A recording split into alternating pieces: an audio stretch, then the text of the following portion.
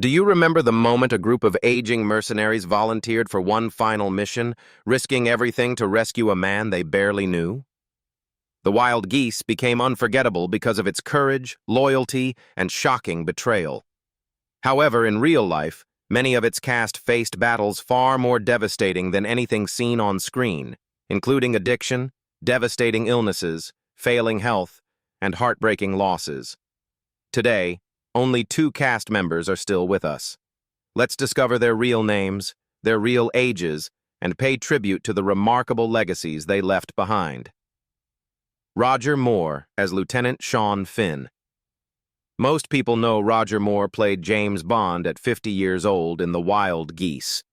He traded it for combat fatigues, playing Lieutenant Sean Finn, the loyal second-in-command who kept a team of mercenaries steady through one of cinema's most dangerous fictional missions.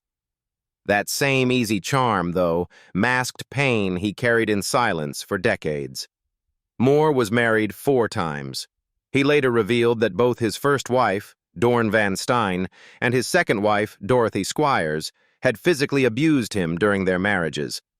For years, he said nothing, unwilling to be seen as a male victim of domestic violence, worried about what it might do to his career and his family.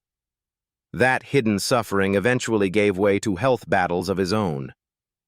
In 1993, he was diagnosed with prostate cancer, underwent surgery, and recovered successfully. A decade later, he collapsed on stage from a dangerous heart rhythm disorder and needed a pacemaker in 2003. Instead of retreating from public life, he poured much of his remaining time into humanitarian work, still showing up at charity events and celebrating the Bond legacy he'd helped build. Roger Moore passed away on May 23, 2017, in Crans, Montana, Switzerland, after a short battle with cancer. He was 89. His funeral was held privately in Monaco as his family wished. It closed the story of a man remembered not just for his charm on screen, but for a generosity that outlasted even his fame. Richard Harris as Captain Rafer Janders. Here's the thing about Captain Rafer Janders. The role almost never belonged to Richard Harris at all. Producer Ewan Lloyd had Burt Lancaster locked in first. Then Lancaster started pushing to make his part bigger. Lloyd wasn't having it, and the door opened for Harris instead.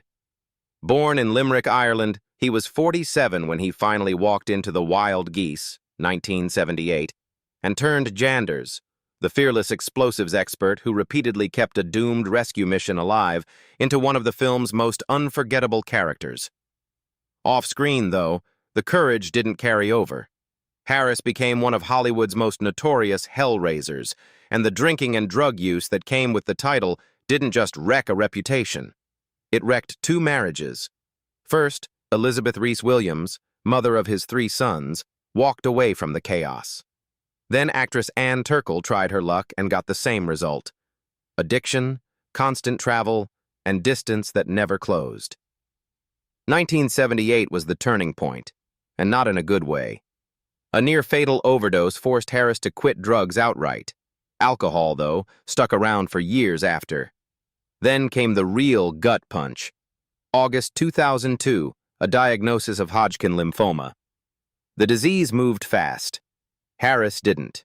He faced it without a trace of self-pity, right up to the end. That end came on October 25, 2002, at University College Hospital in London. Complications from the lymphoma, age 72. He was cremated as he'd wanted, ashes returned to his family, estate reportedly worth around $20 million. But none of that is really what people remember. What they remember is this sporting life, gladiator, and an old wizard named Dumbledore. Richard Burton as Colonel Alan Faulkner. Deep in the African jungle, a team of mercenaries sets out on an impossible rescue mission. Leading them is Colonel Alan Faulkner. Richard Burton took on the role in 1978, at 52. His booming voice and commanding presence became the emotional backbone of the entire film. But behind that powerful screen presence was a private life scarred by heartbreak. Burton married 5 times to 4 women. Nothing defined him more than his turbulent romance with Elizabeth Taylor. They married in 1964, divorced in 1974, remarried the following year, then divorced again in 1976. Overwhelming passion, endless arguments, relentless media attention. None of it ever fully let either of them go. As his marriage crumbled, his health quietly followed the same path. He battled severe alcoholism for decades, smoking heavily almost every day alongside it. The two habits destroyed his liver, damaged his kidneys, and left him with chronic joint pain. Even as his body weakened, he refused to slow down. He kept delivering memorable performances in Equus and 1984, despite the constant physical toll. On August 5, 1984, Richard Burton died in Séligny, Switzerland, from a massive cerebral hemorrhage. He was 58. Just days later, he was set to reprise Colonel Faulkner in the sequel, Wild Geese 2.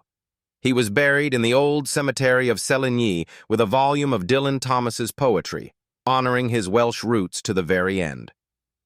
Hardy Krueger as Lieutenant Peter Coetzee. Lieutenant Peter Coetzee didn't need much acting from Hardy Krueger, just discipline, and Krueger had plenty of that already earned the hard way.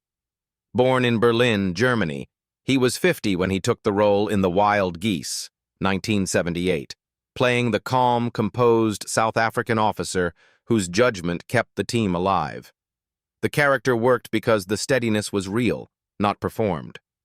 Turns out the steadiness came from somewhere far darker. At 13, Krueger was already enrolled at an Adolf Hitler school. By 16, he'd been pulled into the Wehrmacht, then handed off to the SS Division Nibelungen in early 1945. Then came the order, kill a group of captured American soldiers. He refused.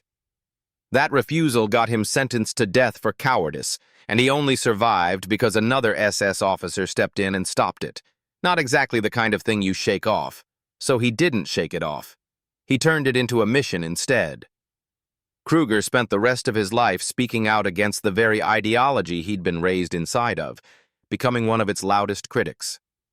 Acting was never the whole story for him. Writing and humanitarian work took up just as much space. All pointed at making sure nobody else's childhood looked like his. He died peacefully at home in Palm Springs, California, on January 19, 2022, age 93, surrounded by family. Net worth, reportedly around $10 million. But that number was never really the point with Krueger. The point was a kid on a staircase, 40 years later, still trying to make sure nobody forgot what he'd lived through. Stuart Granger as Sir Edward Matheson. Stuart Granger had already put acting behind him, retired since the early 1970s, when producer Ewan Lloyd talked him back onto a film set. Born in London, England, Granger was 65 when he stepped into the role of Sir Edward Matheson, the wealthy businessman whose money set the rescue mission in motion. The charm hadn't faded a bit. His elegant, authoritative performance reminded audiences exactly why he'd once been one of Britain's biggest stars. Off-screen, the polish wore thin fast. 3 marriages came and went, and the second, to actress Jean Simmons, turned into one of Hollywood's most publicly dissected divorces, expensive and exhausting for both of them. Granger's temper didn't help matters either. He clashed openly and often with MGM executives, and the fallout from those fights slowly closed doors that had once opened easily. Then came 1980, and a lung cancer diagnosis that meant surgery to remove part of one lung. The operation bought him time, not a cure. His health kept slipping in the years that followed, though he refused to disappear entirely, showing up in public now and then, fighting the rest of the battle quietly, away from cameras. Stuart Granger died on August 16, 1993, in Santa Monica, California, at 80, after prostate cancer spread into his bones. The funeral stayed private, per his family's wishes. He left behind an estate estimated at $10 million, small change next to what he's actually remembered for: King Solomon's Mines, Scaramouche, and the Prisoner of Zenda. Winston Ntshona as president. Julius Limbani. Winston Ntshona barely gets any screen time in The Wild Geese, and somehow the whole movie still runs on him. Born in Port Elizabeth, Eastern Cape, South Africa, Ntshona was 36 when he took on President Julius Limbani, the imprisoned leader everyone's risking their lives to save. Small role, huge job. Give the mission a reason to matter emotionally. He pulled it off. But the real story wasn't happening on set. Back home, under apartheid, Ntshona was writing and performing plays that directly went after the regime, fully aware of what that could cost him. In 1976, it cost him exactly what you'd expect. He and co-star John Kani were arrested after one performance and thrown into solitary confinement. No trial, no explanation. The world noticed. Ntshona stopped being just an actor and became proof that art could still be dangerous to the people trying to suppress it. Getting out of that cell didn't mean getting free of it. The intimidation left marks that stuck around for years, even as Ntshona kept working, kept speaking up, kept refusing to disappear quietly. Eventually, his body did what the regime couldn't. Health problems piled up, and he stepped back from public life after decades of using theater and film as a weapon against injustice. He died on August 2, 2018, at 76, after a long illness.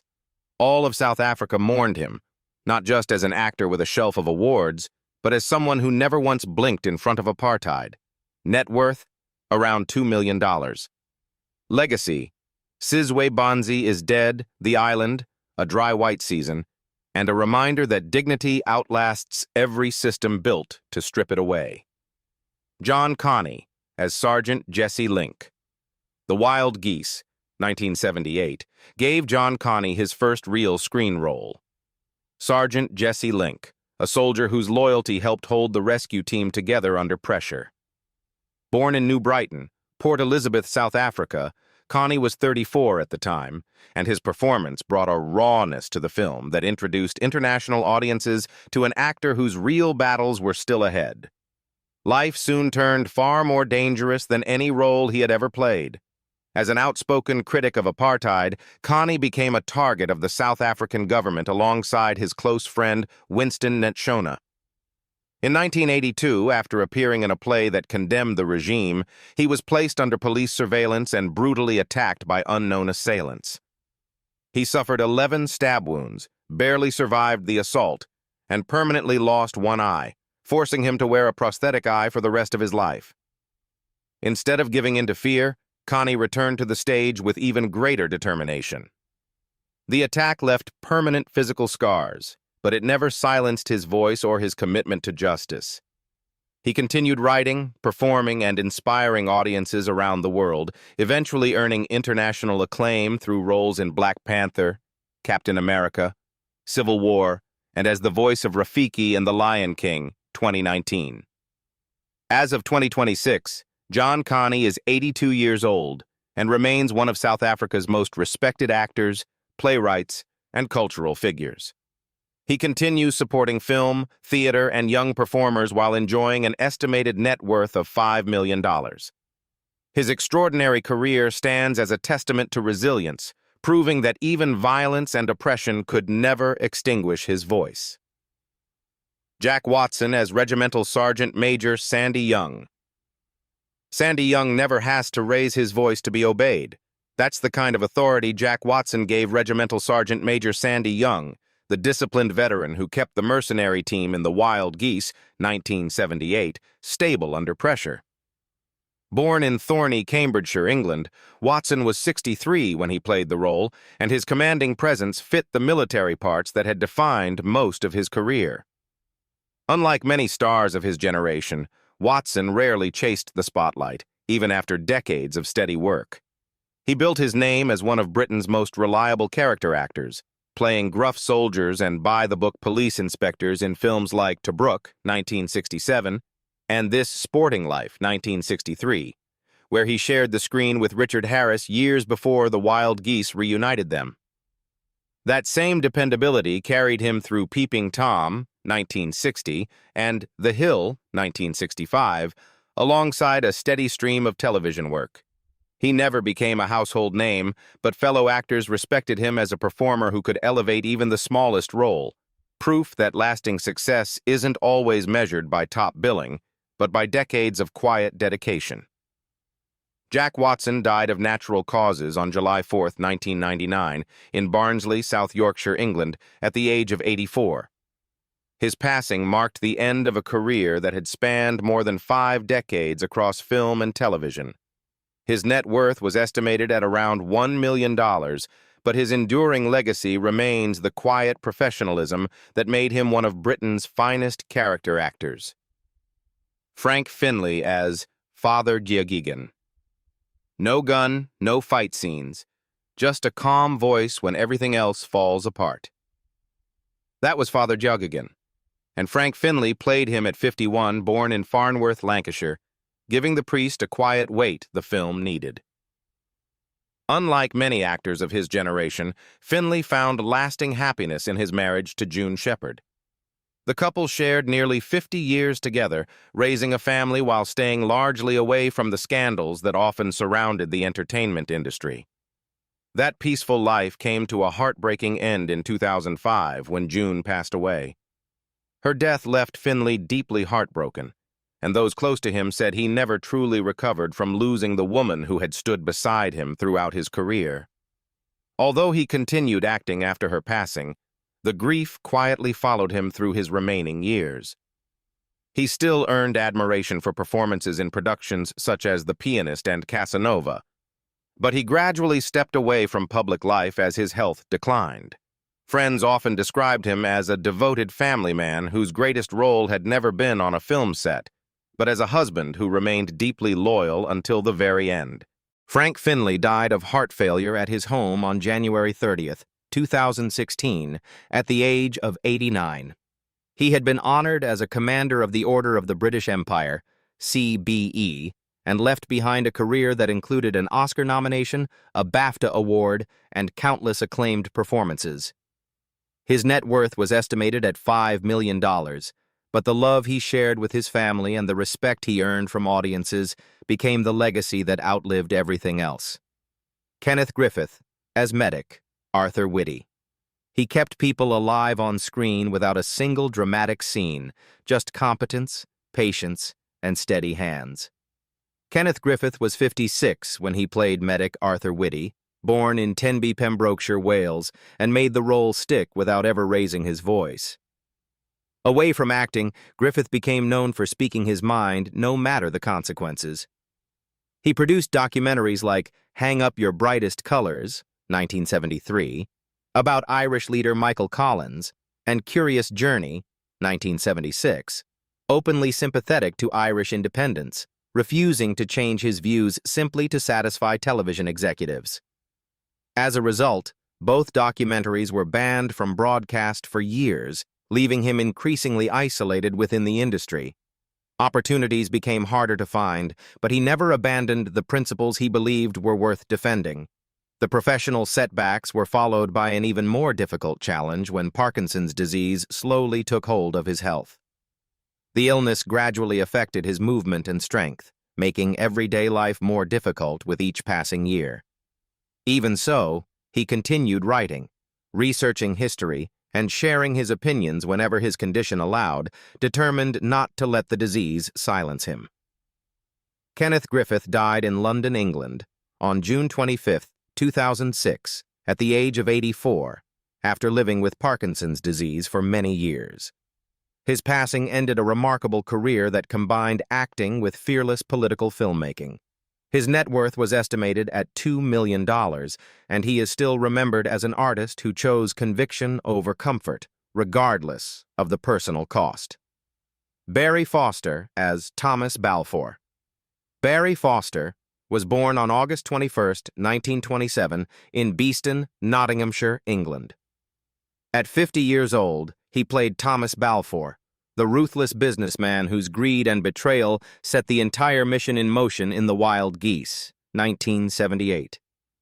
His convincing performance made Balfour one of the film's most unforgettable antagonists and reinforced his reputation for portraying complex, morally ambiguous characters. Success, however, came with an unexpected price. Foster's chilling portrayal of serial killer Bob Rusk in Alfred Hitchcock's Frenzy was so convincing that many filmmakers struggled to see him as anything else. Although he continued earning praise for his long-running role in Van der Valk, It took years to escape the shadow of that infamous villain. Instead of becoming known for his versatility, he often found himself returning to darker, more sinister roles that audiences had come to expect. Away from the screen, Foster enjoyed a stable family life with his wife, Judith Shergold, whom he married in 1955. They remained together for the rest of his life and raised 3 children. His career continued steadily across film, television, radio, and the stage until February 2002, when he suddenly became ill while performing in a West End production. He was rushed to the hospital, but his condition deteriorated rapidly over the following days. Barry Foster died of a heart attack on February 11, 2002, at the age of 74, at the Royal Surrey County Hospital in Guildford, England. Following his funeral at St. Stephen's Church in Shottermill, he was cremated, with part of his ashes buried in England and the remainder laid to rest in France, honoring his family's wishes. His net worth was estimated at $3 million, and he remains best remembered for Frenzy and the beloved detective series Van der Valk. Ronald Fraser as Jock McTaggart. Jock McTaggart doesn't flinch, doesn't hesitate, doesn't need a pep talk before a firefight. Ronald Fraser gave him the kind of battle-worn grit that made the whole mercenary team feel more believable. Born in Ashton-under-Lyne, Lancashire, England, Fraser was 48 when he took on the tough Scottish mercenary in The Wild Geese, 1978, a role that fit naturally into the hard-edged characters he'd built a career on. Behind that larger-than-life image, Fraser was fighting a battle that became increasingly difficult to hide. He developed a serious addiction to alcohol and spent years living far beyond his means, creating repeated financial problems that left him under constant pressure. His marriage to Elizabeth Howe, whom he wed in 1956, ended in divorce in 1964, and the strain of addiction affected both his family life and his ability to maintain long-term stability despite having 2 daughters. As the years passed, alcohol continued to take a devastating toll on his health. Although he kept working in film and television, his physical condition steadily declined as years of heavy drinking severely damaged his liver. Friends watched him struggle with worsening illness, but breaking free from the addiction proved far more difficult than escaping any fictional battlefield. Ronald Fraser passed away in London, England on March 13, 1997, at the age of 66, after suffering an internal hemorrhage caused by advanced liver disease resulting from years of alcohol abuse. His passing brought an end to a career spanning more than 4 decades. His net worth was estimated at around $1 to $2 million, while audiences continue to remember him through memorable performances in The Flight of the Phoenix, The Killing of Sister George, and many classic British films. Patrick Allen as Rushton. Patrick Allen was born on March 17, 1927, in Nyasaland, British Central Africa, now Malawi. At 51 years old, he played Rushton, the influential businessman whose support became a key part of the operation in The Wild Geese, 1978. His composed performance gave the story added authority and perfectly matched the calm confidence that defined his screen presence. While many actors of his generation lived through public scandals and broken relationships, Allen's greatest source of strength was his family. He married actress Sarah Lawson in 1960, and the two remained together for the rest of his life. They shared 2 sons and often worked together on radio and television projects, quietly building one of the entertainment industry's most enduring marriages. Their relationship stood in sharp contrast to the instability that surrounded many of their famous contemporaries. As the years passed, Allen's unmistakable voice became almost as famous as his face. He gradually shifted much of his attention to narration, commercials, and television announcements, becoming one of the most recognizable voice artists in Britain. Millions of people heard his powerful voice every day without realizing who it belonged to, allowing him to enjoy a long and remarkably steady career that lasted for more than 5 decades. Patrick Allen died peacefully of natural causes in London, England, on July 28, 2006, at the age of 79. He was survived by Sarah Lawson, who remained devoted to him until her own death in 2023, as well as their two sons. His net worth was estimated at $3 million, and he is remembered as both a respected actor and one of the most iconic voices in British television history. David Ladd as Sonny Martinelli. Sonny Martinelli meets one of the ugliest deaths in the Wild Geese, force-fed a fatal dose of cocaine, a fate that says everything about the danger lurking behind the mission's glamour. David Ladd played him at 31, born the son of Hollywood star Alan Ladd, carrying real screen pedigree into a role that turned out to be one of his last major film credits. Ladd had once been a promising child actor, making his mark in The Proud Rebel, 1958, while still a kid. But as he grew older, he realized he couldn't hold on to that kind of stardom into adulthood, and eventually walked away from acting altogether to move behind the camera, a decision that paid off far bigger than his acting career ever had, most notably as a producer on A Walk in the Clouds, 1995. His personal life proved just as turbulent as his career shift. Ladd went through 3 marriages, the most notable being to actress Cheryl Ladd, lasting from 1973 to 1980. The pressure of Cheryl's soaring fame, she was starring in Charlie's Angels at the time, created tensions at home that the couple ultimately couldn't overcome, ending in divorce. By 2026, David Ladd is 79 years old. Though no longer a familiar face on screen, his legacy lives on in the film industry, not as a leading man, but as a producer who quietly helped shape a number of films from behind the scenes. So that's the story of The Wild Geese, 1978, in 2026. More than 4 decades later, their lives have taken remarkably different paths, from legendary careers to heartbreaking losses that fans will never forget.